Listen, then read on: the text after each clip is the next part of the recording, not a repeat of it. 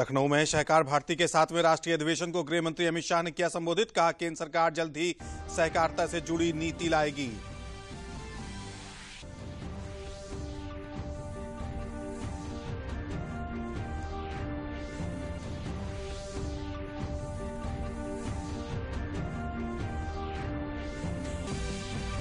केंद्रीय गृह मंत्री अमित शाह ने लखनऊ के रमाबाई अंबेडकर मैदान में भाजपा और निषाद पार्टी की संयुक्त रैली को किया संबोधित। कहा पीएम मोदी ने सभी गरीबों के हित में किया काम।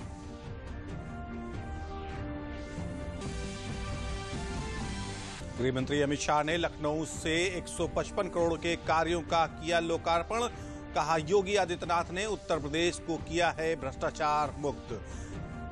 कार्यक्रम में मुख्यमंत्री योगी रहे मौजूद।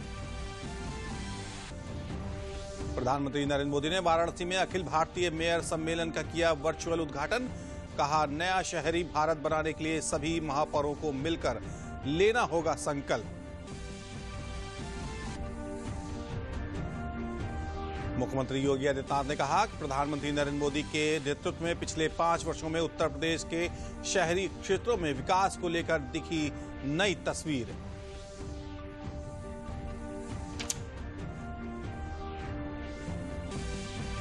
Uttar Pradesh metro rail corporation के प्रबंध निदेशक कुमार केशव ने कानपुर में 9 किलोमीटर लंबे प्राथमिक सेक्शन के 9 मेट्रो स्टेशनों का किया निरीक्षण। कहा जल्द रफ्तार भरेगी कानपुर मेट्रो।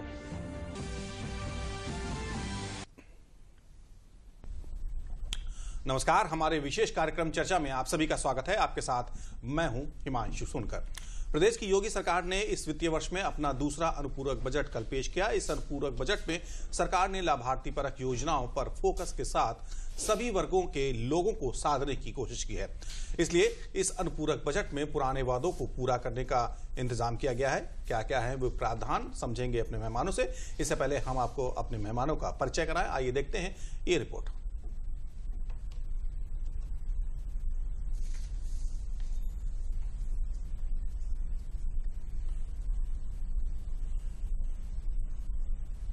किन्हीं कारणों से हम आपको रिपोर्ट नहीं दिखा पा रहे हैं। फिलहाल चर्चा को आगे बढ़ाते हैं अपने मेहमानों के साथ। मैं मेहमानों का परिचय अपने करा दूं। हमारे देखते हैं ये रिपोर्ट। विधानसभा में कल दूसरे अनुपूरक बजट अंतरिम बजट 2022-23 और लेखा अनुदान 8,500 करोड़ रुपए का अनुपूरक बजट पेश किया गया। वित्तीय वर्ष 2022-23 का लगभग 5,45,000 करोड़ रुपए का अंतरिम बजट और लेखा अनुदान भी प्रस्तुत किया गया है, जिससे आगामी विधानसभा चुनाव और नई सरकार के गठन होने तक सरकारी कामकाज में किसी प्रकार का कोई व्यवधान न हो। विधानसभा में चर्चा के दौरान मुख्यमंत्री योगी आदित्यनाथ ने सरकार के 5 सालों का ब्यौरा पेश करते हुए कहा कि सरकार ने सभी वर्गों के लिए काम किया है और प्रदेश में विकास की गति को आगे बढ़ाया है। उन्होंने कहा कि भाजपा सरकार के आने के बाद प्रदेश के बजट को बड़ा विस्तार दिया गया है और हमें देश में नंबर 1 की अर्थव्यवस्था बनने के लक्ष्य को पाना है।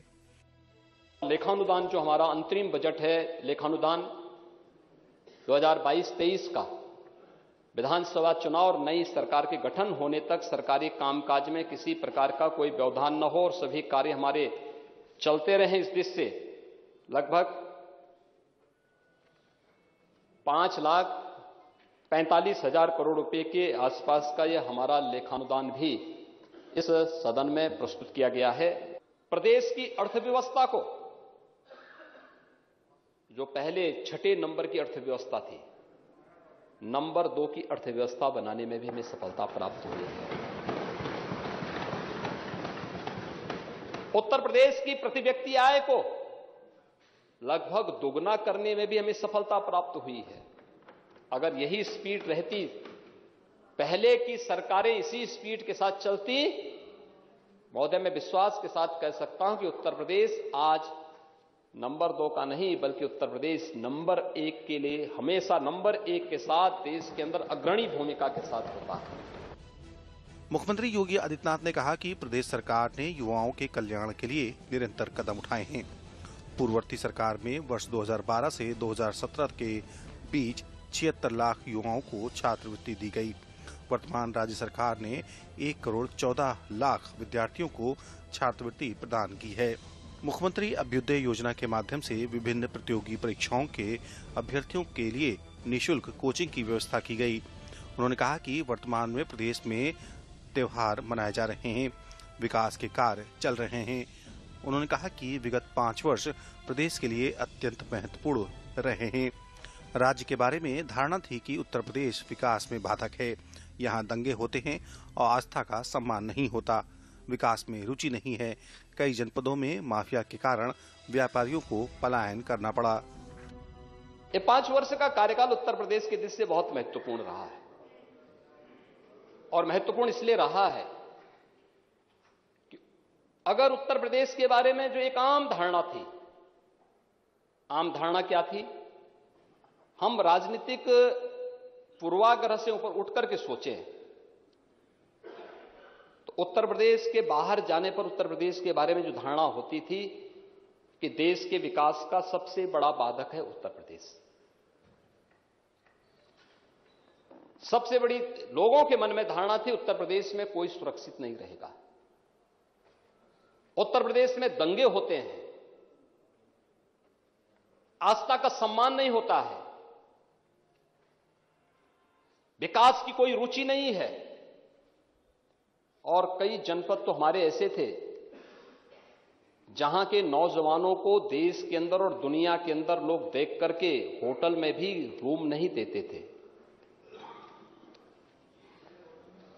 कई जनपद ऐसे थे जहां पर माफिया इतनी तेजी के साथ हावी थे कि वहां पर लोगों को, व्यापारियों को पलायन करने के लिए मजबूर होना पड़ा था। मुख्यमंत्री ने कहा कि विगत 5 वर्षों में सदन में समृद्ध और महत्वपूर्ण चर्चाएं हुई हैं। संसदीय लोकतंत्र की दृष्टि से अनेक मानक स्थापित किए गए हैं। प्रदेश विधानमंडल देश का पहला विधानमंडल है जिसने गांधी जी की 150वीं जयंती के अवसर पर सस्टेनेबल डेवलपमेंट गोल्स पर चर्चा की। संविधान दिवस पर विशेष सत्र आहूत किए गए। उन्होंने कहा कि वर्तमान राज्य सरकार ने प्रधानमंत्री के सबका साथ, सबका विकास, सबका विश्वास के मंत्र और अटल जी के छोटे मन से कोई बड़ा नहीं, टूटे मन से कोई खड़ा नहीं होता को ध्यान में रखकर बिना भेदभाव के योजना बनाई गई। सरकार ने सभी के लिए बेहतर काम किए हैं। Bureau report, DD news, Lucknow. तो चर्चा को आगे बढ़ाते हैं अपने मेहमानों के साथ। मैं उनका परिचय आपसे करा दूं। हमारे साथ में रहेंगे वरिष्ठ पत्रकार हैं सिद्धार्थ कलहंसी हैं, और साथ में रहेंगे डॉक्टर M.K. अग्रवाल, प्रोफेसर हैं लखनऊ विश्वविद्यालय में, अर्थशास्त्र के प्रोफेसर हैं। सर, कार्यक्रम में आप दोनों का बहुत स्वागत है। अग्रवाल सर, मैं आपसे ही सबसे पहले समझना चाहूंगा कि अर्थशास्त्र की नज़र में इस बजट को आप किस तरह से देखते हैं? देखिए, इसको हम पूरा बजट नहीं कह सकते हैं। पूरा बजट तो लगभग 6 लाख करोड़ का हो गया। उसके दृष्टिकोण से देखते हैं तो मुश्किल से 1.5% उसका ये जो है सप्लीमेंट्री बजट, जिसको अनुपूरक बजट कह सकते हैं, वो है। और प्रायः जो अनुपूरक बजट लाए जाते हैं, जिनका पहले बजट में जिक्र नहीं होता और बजट में लाना आवश्यक होता है, नई मत सृजित होती हैं तब लाना पड़ता है, तो इसलिए मुझे लगता है कि इस दृष्टिकोण से इसको लाया गया है। क्योंकि आगे भी बजट, अभी चूंकि चुनाव है तो 4 महीने उसके बाद भी, अभी 3-4 महीने बाद ही बजट आ पाएगा, पूर्ण बजट आ पाएगा उस समय। तो इसलिए ऐसे में इसको लाना आवश्यक हो गया होगा सरकार के लिए, इसलिए उन्होंने किया। और जहां तक धनराशि की बात है, वो किस प्रकार से उसका डिस्ट्रीब्यूशन होता है ये महत्वपूर्ण हो सकता है, लेकिन धनराशि पूर्ण बजट को देखते हुए कोई बहुत महत्वपूर्ण अमाउंट नहीं है, क्योंकि मुश्किल से 1.5% है ये। और इसके पहले भी जब आया था, पहला वाला अनुपूरक जब आया था अपने इसमें वर्षाकालीन सत्र में, उस समय भी लगभग इतना ही अमाउंट आया था। तो इसलिए कोई बहुत बड़ा अमाउंट नहीं है। हाँ, ये जरूर शो करता है सरकार की सेंसिटिविटी को, कि वो किस प्रकार से छोटी चीजों को भी लेकर के वो बजट या अनुपूरक बजट को सदन में लाने से हिचकती नहीं है। यदि जन कल्याणकारी है, विकासमुखी कार्यक्रम है, तो उनको लाना चाहिए, क्योंकि सरकार इसीलिए होती है। और जिस प्रकार की अर्थव्यवस्था है हमारे यहाँ उत्तर प्रदेश की या देश की, प्रायः नई चीजें सामने आती रहती हैं। तो इसलिए न रोका जाए छोटे छोटे आइटम्स को, कि पूर्ण बजट जब आएगा तब देखेंगे, तो उस समय जिसको कहते हैं मोमेंटम खत्म हो जाता है। तो ऐसे में ये लाना आवश्यक हो जाता है। और मुझे लगता है ये परिपाटी हमेशा से रही है, क्योंकि हम लोगों की अर्थव्यवस्था का स्वरूप ही वही है। हालांकि सरकार ने ये दूसरा अनुपूरक बजट पेश किया है। जी, मैंने कहा ना, इसके पहले भी पेश किया था, उसका भी अमाउंट लगभग इससे मिलता जुलता था, कोई बहुत ज्यादा बड़ा अमाउंट उसका भी नहीं था। तो इसलिए ये नहीं कह सकते कि कोई बहुत मेजर डिविएशन है, और लगभग प्रायः ऐसी अर्थव्यवस्थाओं में हर सरकार ये करती रही है। सिद्धार्थ सर, मैं आपसे ये समझना चाहूँगा, खासतौर पर आप, मैंने अपने इंट्रो में भी ये कहा कि लाभार्थी परक की योजनाओं को ज़्यादा तवज्जो शायद दी गई है, आप किस तरह से इसको देखते हैं? खासतौर पर मैं योजनाओं की बात करूं तो ऐसा लगा कि ये संभवतः वर्तमान विधानसभा का अंतिम सत्र होगा, इसलिए अगले विधानसभा, इस बार चुनाव होने वाले हैं, तो पूर्ण बजट नहीं आ सकता था, इसलिए एक तो सरकार ने लेखानुदान पेश किया 4 महीनों के खर्च के लिए। ये 4 महीने सर वो लेखानुदान है जब सरकार बन जाएगी? अप्रैल, मई, जून और जुलाई के लिए, यानी कि अगले वित्त वर्ष के पहले 4 महीनों के लिए। इसके साथ साथ ये अनुपूरक बजट पेश किया गया 8,479 करोड़ रुपए का। और इस अनुपूरक बजट में ये बिल्कुल सही कहा डॉक्टर प्रोफेसर M.K. अग्रवाल साहब ने कि बहुत बड़ी राशि तो नहीं है, लेकिन महत्वपूर्ण यह है कि यह राशि किसके लिए, सर इसमें क्या प्रावधान किए गए, किनको दिया जाएगा। बिल्कुल। हालांकि इस राशि में सबसे ज्यादा 4,000 करोड़ रुपए तो संगठित क्षेत्र के मजदूरों, श्रमिकों और उनके पेंशन के लिए है, लेकिन जो लेकिन मेरे नजर में जो सबसे महत्वपूर्ण राशि है वो 1,000 करोड़ रुपए की राशि जो है वो बिजली के लिए दिया गया है। और हालांकि बिजली के लिए और भी पैसा दिया गया है, हर घर कनेक्शन की जो सौभाग्य योजना है उसके लिए भी 185 करोड़ रुपए है। ये 1,000 करोड़ रुपए क्यों महत्वपूर्ण है? उत्तर प्रदेश में बिजली की आपूर्ति में निरंतर सुधार हुआ है। अब गांवों को 18 घंटे बिजली मिल रही है, तहसील मुख्यालयों को 20 से 22 घंटे और शहरों को और जिला मुख्यालयों को 24 घंटे। अब गांवों को भी 24 घंटे बिजली देने की योजना है, और गांव शहर हर जगह। मुख्यमंत्री ने शायद जब सरकार बनी थी तो अपने पहले बजट में ही ये बात कही थी कि तो 24 घंटे बिजली देने की जो योजना है उसके लिए सरकार को अतिरिक्त बिजली की आवश्यकता पड़ेगी, वो बिजली खरीदनी पड़ेगी। हालांकि ग्रिड पर उपलब्धता पहले से बढ़ी है, इस समय उत्पादन भी बिजली का अच्छा हो रहा है, लेकिन इसके बावजूद भी बिजली की आवश्यकता खरीदने की पड़ेगी। उसके लिए 1,000 करोड़ रुपए की व्यवस्था की गई है। और इस 1,000 करोड़ रुपए से देखिए क्या महत्वपूर्ण होगा। इस समय जाड़ों में बिजली की मांग कम रहती है, तो जो बिजली खरीद की दर होती है वो कम होती है। और अगर सरकार के पास, सरकार Uttar Pradesh power corporation limited के माध्यम से बिजली का वितरण करती है, अगर उसके पास पैसे की व्यवस्था होगी तो वो आगे आने वाले कुछ महीनों के लिए बिजली खरीद के करार कर लेगी। और करार कर लेने का मतलब है कि उसी दर पर उसको तब जब गर्मी भी होगी और जब बिजली महंगी होगी उस समय भी बिजली मिलती रहेगी। तो इस तरह से उत्तर प्रदेश को सस्ती बिजली मिलेगी और 24 घंटे बिजली मिलेगी। तो अनुपूरक जो बजट पेश किया गया, एक तो उसमें इसका प्रावधान किया गया। सरकार ने पहले ही कहा कि हम बुजुर्गों की, दिव्यांगों की और बुजुर्ग किसानों की पेंशन बढ़ाएंगे, उनके लिए पर्याप्त धन की व्यवस्था की। इसके अलावा और भी कई चीजों के लिए जो है वो इसमें व्यवस्था की गई। और जैसा कि लोग उम्मीद लगाए बैठे हुए थे कि शायद चुनाव है तो कुछ बड़ी परियोजनाएं हैं, जैसे एक्सप्रेसवे है, मेट्रो है, इनके लिए जो है, यानी जिसको लोक लुभावन कहते हैं, चुनावी लोक लुभावन के बजाय जनता के कल्याण परक योजनाओं के लिए सरकार ने धन के आवंटन का काम किया है इस अनुपूरक बजट में, और जो कि सर्वथा उपयोगी भी है। ठीक है। ये विपक्ष के हमेशा सर इस तरह के आरोप लगते रहे हैं कि चुनाव के दौरान अब जो भी सरकारें होती हैं वो चुनावी बजट लाते हैं, लेकिन इस सरकार ने खासतौर पर जनता का हित ज्यादा ध्यान में रखा है। अग्रवाल सर, अब देखिए पॉलिटिक्स एक अपनी जगह है जी, क्योंकि होना भी चाहिए पॉलिटिक्स। अगर पॉलिटिक्स नहीं होगा तो एक डिस्कोर्स नहीं होगा, और अच्छी चीज है कि डेवलपमेंट पर एक पॉलिटिक्स हो रही है, वो अच्छी बात है, होना चाहिए। लेकिन जहां तक अगर हम इनको देखें, सततता में देखें, 5 वर्षों का जो बजट है वो पूरा उठा करके देखें, तो एक तो बजट का आकार लगातार बढ़ता गया है। ये शो करता है कि उत्तर प्रदेश को विकासोन्मुखी बनाने में लगातार काम किया गया है। और ये अनुपूरक जो बजट है ये कतई भी, मैंने कहा ना, इसीलिए कहा राशि के दृष्टिकोण से कतई भी ये जो है चुनावी नहीं हो सकता है, क्योंकि 1.5% राशि है कुल का।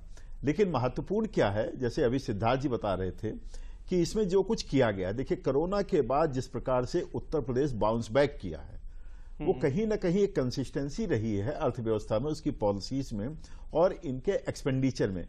कहीं पर भी आप देखिए कि इस तरह का खर्चा इस 8,500 करोड़ का भी उठाकर देखें तो विकासोन्मुखी है और सततता में है। आगे जो बजट आएगा उसके साथ इसको लिंक भी करना होगा। वृद्धावस्था पेंशन बढ़ाने की आवश्यकता थी, शिक्षा मित्रों की जो है वेतन बढ़ाने की आवश्यकता थी। इसी प्रकार से अन्य जो आंगनबाड़ी कार्यकर्ताओं की उनको बढ़ाने की आवश्यकता थी, और असंगठित क्षेत्र जिस पर लेकर के केंद्र सरकार ने महत्वपूर्ण काम प्रारंभ किया है, पहले से था कोरोना काल में, और आप देखिए यही असंगठित क्षेत्र ही आज काम आया है। कोरोना के बाद सबसे ज्यादा जो बाउंस बैक तेजी से किया है विदाउट एनी टाइम लैग, तो वही बाउंस बैक किया है। तो उनको प्रोत्साहित करने की जरूरत है, ऐसा नहीं कि काम निकल गया छोड़ दिया, ऐसा नहीं है। एक नए ग्रोथ स्रोत के रूप में उसको देखना होगा। और उत्तर प्रदेश का विकास मॉडल अगर आप उठा करके देखेंगे, पिछले 5 वर्षों में आप उठा करके देखेंगे, तो टॉप टू बॉटम की जगह बॉटम टू टॉप की तरफ इन्होंने करने का प्रयास किया, बल्कि दोनों में इंटीग्रेशन करने का काम किया है, और अभी तक वही कमी रह रही थी। तो दोनों का जब इंटीग्रेशन होता है, तो जब नीचे वाला आगे बढ़ता है तो मांग कहां से होगा? बड़े उद्योगों की भी मांग बढ़ेगी। और इसीलिए आज आप देखिए कि कार मैन्युफैक्चरिंग वालों को भी जो है सप्लाई करने में दिक्कत हो रही है, बाइक वालों को भी सप्लाई करने में दिक्कत हो रही है। क्यों? जब नीचे आय बढ़ेगा। और जिस प्रकार से किसानों की बात है, असंगठित क्षेत्र की बात है, वो सरकार से बहुत कुछ नहीं मांगते हैं, लेकिन वही हमेशा तिरस्कृत रहे हैं। तो यदि उनका ध्यान दिया जा रहा है, उनको स्वावलंबी बनाया जा रहा है, तो मुझे लगता है कि इसमें कोई ऐसी पॉलिटिक्स नहीं है, बल्कि एक विकासोन्मुखी है। और एक ये चैलेंज होगा इस बजट के लिए कि और पार्टियां इससे बेहतर मॉडल कैसे प्रस्तुत कर पाती हैं। सर, मेरा एक छोटा सा सवाल और भी है, हमारे पास समय की बहुत कमी है। एक ये समझना चाहेंगे, खासतौर पर हमारे पास शायद समय की कमी है, ऐसे में ये बजट खर्च कर पाना एक बड़ी चुनौती होगी सरकार के लिए। नहीं, ऐसा नहीं है। मुझे नहीं लगता कि यह समय कम है, क्योंकि इन्होंने उसी चीज को, ऐसे आइटम्स को लेकर के चले हैं जिनका एक्सपेंडिचर जो बचा हुआ समय उसमें हो सके। जैसे वृद्धावस्था पेंशन है, कोई नया आइटम नहीं है, उन्होंने समय को देखते हुए उसकी राशि में बढ़ोतरी की है। इसी प्रकार से आंगनवाड़ी वालों को आप देखिए, या अन्य इसी प्रकार से देखिए, तो उसमें नया आइटम नहीं कि हमको आइडेंटिफाई करना पड़ेगा। और जो 4000 करोड़ का उन्होंने फोकस किया है अनऑर्गेनाइज सेक्टर पर, या छोटे, बहुत ही छोटे उद्योगों पर, या इन सब चीजों पर जो फोकस किया है, तो ऑलरेडी उस पर काम चल रहा है, उसको और मजबूत करने की आवश्यकता है। तो इसको कतई अलग नहीं देखना चाहिए। इसीलिए मैंने प्रारंभ में कहा कि इसको सततता में देखना चाहिए कि जो आवश्यकताएं और पड़ रही हैं उसको लेकर के इसमें किया गया। कोई नया ऐसा कार्यक्रम नहीं किया गया है जिसमें टाइम लगता है, अब उस तरह की योजनाएं को इंप्लीमेंट करने में दिक्कत होती है। ये ठीक है। सिद्धार्थ सर, मैं एक चीज समझना चाहूंगा, खासतौर पर एक योगी जी ने एक बात कही थी कि पिछली सरकारों ने राजनीति का अपराधीकरण किया था, जिसकी वजह से अर्थव्यवस्था उत्तर प्रदेश शायद उस तरह से ग्रोथ नहीं कर पाया जिसको जो उसकी स्पीड होनी चाहिए थी। आप इसको कैसे देखते हैं? देखिए, कानून व्यवस्था एक बहुत बड़ी चुनौती उत्तर प्रदेश की रही है। ये सबको मालूम है कि उत्तर प्रदेश में मानव संसाधन की प्रचुरता है, उत्तर प्रदेश में काबिल लोग हैं। उत्तर प्रदेश के लोग जाकर बेंगलोर को आईटी सिटी बनाते हैं, हैदराबाद को आईटी सिटी बनाते हैं, या बम्बई की प्रगति में उत्तर प्रदेश का, महाराष्ट्र की प्रगति में, गुजरात की प्रगति में भी उत्तर प्रदेश के लोगों का अपना योगदान है जी। तो उत्तर प्रदेश में मानव संसाधन की, कुशल संसाधन की कमी नहीं है। उत्तर प्रदेश में अन्य एक बाजार बहुत बड़ा है। उत्तर प्रदेश अपने आप में सबसे ज्यादा जनसंख्या वाला राज्य है। तो एक समस्या जो आ रही थी निवेशकों के सामने, वो उत्तर प्रदेश में एक तो कनेक्टिविटी की, दूसरी लॉ एंड ऑर्डर की। तो लगातार इन दो क्षेत्रों में काम हुआ, कनेक्टिविटी के क्षेत्र में काम हुआ और लॉ एंड ऑर्डर को लेकर भी काम हुआ। और जो परसेप्शन उत्तर प्रदेश के बारे में था कि उत्तर प्रदेश मतलब यहाँ जंगल राज है, या उत्तर प्रदेश में काम करना, उत्तर प्रदेश में उद्योग स्थापित करना, ये अपने आप में बड़ा दुरूह कार्य है, ये परसेप्शन बदला। तो उस परसेप्शन बदलने के साथ साथ आपने देखा कि उत्तर प्रदेश में लगातार निवेश बढ़ने लगा। और कल के मुख्यमंत्री ने अनुपूरक बजट पेश होने के उपरांत जब चर्चा की शुरुआत करते हुए जो अपना भाषण संबोधन दिया, उसमें इस बात को कहा कि आज देश विदेश का हर बड़ा निवेशक उत्तर प्रदेश में आने को इच्छुक है, अपनी इच्छा जाहिर कर रहा है। बहुत सारे लोग आए हैं उत्तर प्रदेश में। विशेष तौर पर कोरोना टाइम का उन्होंने जिक्र किया कि कैसे कोरोना के टाइम में भी 66,000 करोड़ का निवेश उत्तर प्रदेश में आया। तो जाहिर सी बात है कि कानून व्यवस्था की स्थिति के बेहतर होने की दशा में ही ये निवेश उत्तर प्रदेश में आया। अन्यथा इससे पहले भी उत्तर प्रदेश में यही बाजार था, यही संसाधन थे, सारा कुछ था। तो कनेक्टिविटी, लॉ एंड ऑर्डर, इन दोनों ने तो उत्तर प्रदेश की में अधिक निवेश होने को, उत्तर प्रदेश के औद्योगिकरण में एक बड़ी भूमिका निभाई है हाल के वर्षों में। तो इस नाते से माना जा सकता है कि मुख्यमंत्री ने जो कहा, खासतौर पर कानून व्यवस्था पर उनकी टिप्पणी थी, वो लोगों की दृष्टि से तो बिल्कुल अनुकूल और सही है। ठीक है अग्रवाल साहब, एक चीज ये समझ चाहूंगा खासतौर पर अगर हम बजट को देखें तो इंफ्रास्ट्रक्चर पर उतना शायद प्रावधान नहीं किया गया है, जबकि उत्तर प्रदेश में अगर हम देखें तो कई बड़े प्रोजेक्ट्स चल रहे हैं। इसको लेकर के कहीं ना कहीं धन की कमी का अभाव तो नहीं होगा इस तरह का? ना इसमें असल में जो इसमें किया गया है, जैसे शुरू में सिद्धार्थ जी ने बताया कि 1000 करोड़ का जो इसमें प्रोविजन किया गया है पावर सेक्टर के लिए जी, तो वो भी कहीं ना कहीं इकोनॉमी की दूरदृष्टि के लिए किया गया है, चुनाव की रणनीति के तहत नहीं किया गया है। ठीक है। और जहां तक आप बात कर रहे हैं कि बाकी आप एक्सप्रेसवेज की या इस तरह रोड इंफ्रास्ट्रक्चर, उसके लिए ऑलरेडी प्रोविजन है और उस प्रोविजन पर काम हो रहा है और कोई नई घोषणा उस पर नहीं की गई है क्योंकि सततता में काम हो रहा है। तो इसलिए उसकी आवश्यकता नहीं थी। आवश्यकता क्या थी ये महसूस किया गया। देखिए पब्लिक को डिस्कोर्स भी होता है, आपस में बातचीत भी होती है, तो ये लगा कि नहीं इस सेक्टर को कोरोना काल के बाद और राहत देने की आवश्यकता है। जैसे वृद्धावस्था पेंशन इन्होंने बढ़ाया, आंगनवाड़ी वालों को बढ़ाया, या इसी प्रकार से शिक्षा मित्रों का बढ़ाया, 20% धनराशि उनकी बढ़ाई है वेतन में। तो ये जो किया गया है ये इसलिए किया गया है कि समय की आवश्यकता के अनुसार किया गया है। अब मान लीजिए नया प्रोजेक्ट अभी अनाउंस करते हैं, तुरंत जैसे सिद्धार्थ जी ने इस पर टिप्पणी की, तुरंत ये चुनावी भाषण हो जाएगा। क्यों? क्योंकि पता है कर कुछ पाएंगे नहीं अभी 2 महीने में, 2 महीने में नहीं बचे आपके। अगर देखा जाए आचार संहिता जनवरी में कभी भी लागू हो सकती है, तो 1 महीना भी नहीं बचा आपके पास काम करने के लिए, तो इतने में तो आपका धन का निस्तारण भी नहीं कर पाएंगे और प्रोविजन करना बड़ा मुश्किल होता है। और इतना बजट को मैनिपुलेट नहीं किया जा सकता है कि एक बहुत बड़ी धनराशि की घोषणा कर दी जाए। निश्चित तौर पर अगर इसी सततता में जो भी सरकार आए, ये हम लोगों का विषय नहीं है, लेकिन उसके लिए एक अच्छा वातावरण प्राप्त होगा कि कम से कम हर तबके को एक समावेशी और पोषणीय विकास की जो बात रखी गई है, बुनियाद रखी गई है, और तीव्रता के साथ मुझे लगता है कि इस पर एक डिस्कोर्स होना चाहिए, डिस्कशन होना चाहिए। और मैं तो कहता हूं खूब कॉम्पिटिटिव पॉलिटिक्स हो, वो कहे हम इससे आगे और बेहतर मॉडल ला सकते हैं और लाना भी चाहिए वो मॉडल। दूसरे राजनीतिक दलों को इससे भी सीख लेनी चाहिए। खासतौर पर सर हमारे पास समय की कमी है, सवाल हमारे पास कई एक थे, चर्चा को हम आगे बढ़ाना जरूर चाहते थे लेकिन समय का अभाव है। आप दोनों ने फिलहाल चर्चा में हिस्सा लिया, बहुत बहुत शुक्रिया सर। धन्यवाद। इसी के साथ चर्चा को यहीं पर देते हैं विराम। आपसे फिर मुलाकात करेंगे किसी नए मुद्दे के साथ, तब तक के लिए मुझे दीजिए इजाजत। नमस्कार।